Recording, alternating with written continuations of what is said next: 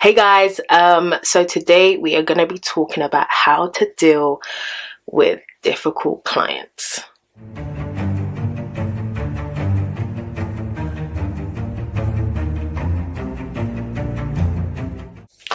I'm sure that, like me, at one point or the other, you have had to deal with clients that just absolutely drive you insane. It could be that, they don't listen to what you have to say. It could be that, their response times are just crazy long. It could just be that, as the project develops and grows, they keep on adding more things, or they're like, oh, I'm not sure anymore. Someone who's just seems very unclear, and so it feels like you're always going back to the drawing board, right? So there are a number of ways in which someone can be difficult, but what I want to go through today is my top 4 tips as to how to deal with the people I call headache clients, right? People who stress you, people who just don't make you enjoy doing what you do, right? Because they're just messing up your processes, messing up your systems, and just, like I said, driving you insane.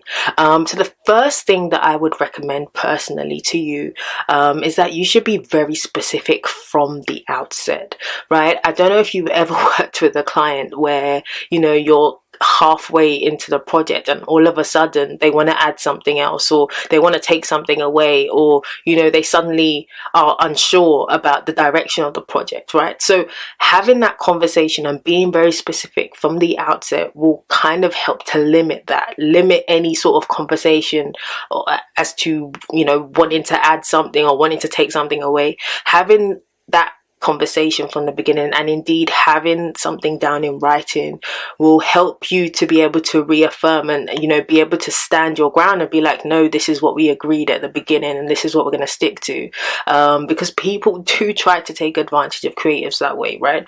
By just being difficult unnecessarily.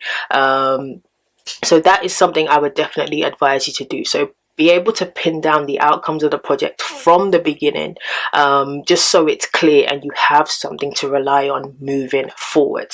The next thing that I would advise that you do, so the second thing, is to just be extra patient, right?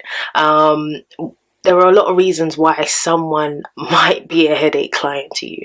It could have been that they hired someone else to work on a project with them and the person seriously burnt them, and they might have lost a lot of money as a result of it, or they were with another agency before and they weren't treated well, and so that's why they're now coming at you with a kind of vile behavior, vile personality.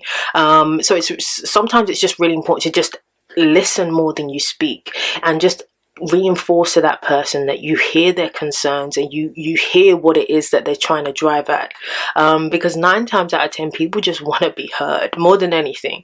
Sometimes people don't even want a solution, they just want to be heard, right? They just want you to be able to hear their frustrations kind of out loud, and then from there you'll be able to point them into the some possible solutions for them if that's what they're after. Okay, so just taking time to be extra patient with these headache clients, and just really spend that time just listening to their concerns, and where possible trying not to repeat any mistakes that may have affected them in the past and may be the result of their terrible attitude. The third thing then, leading on very nicely from that, is just to be accommodating, right?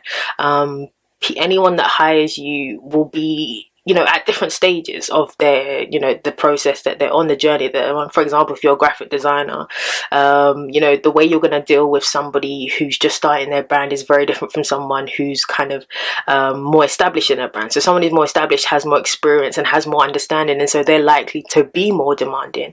So just being a bit more accommodating of that, and understanding and respecting where people are coming from and how they kind of view things, is a really, really helpful and useful way to be able to deal with these difficult clients. Just understand more about their context and where they're coming from. Just be more accommodating and just try to adapt and be flexible where possible.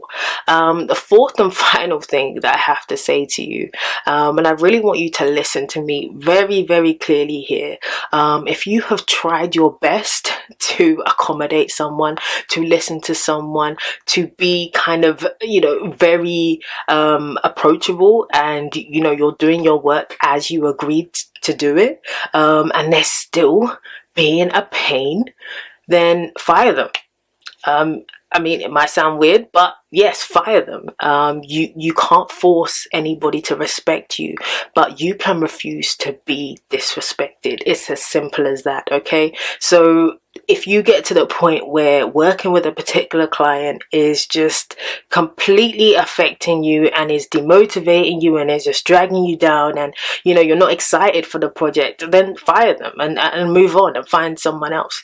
And I know that seems kind of easier said than done, but you've got to think about the brand that you're building, right? You need to ensure that you're working on projects with people that excite you, and people that you enjoy working with, and people that essentially are going to be beneficial for the brand that you're building, okay?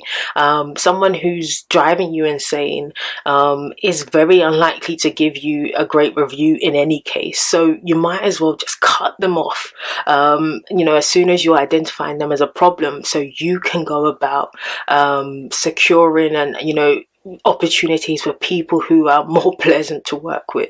So you have my permission to fire any client that is driving you insane. In this 2021, say bye-bye to headache clients. You do not have to put up with it if you do not need to. Okay, so those are really my four tips for how to deal with a headache client, and if worse comes to worse, send them to me and I'll sort them out for you. But yeah, thank you so much for listening, and have a lovely rest of the day.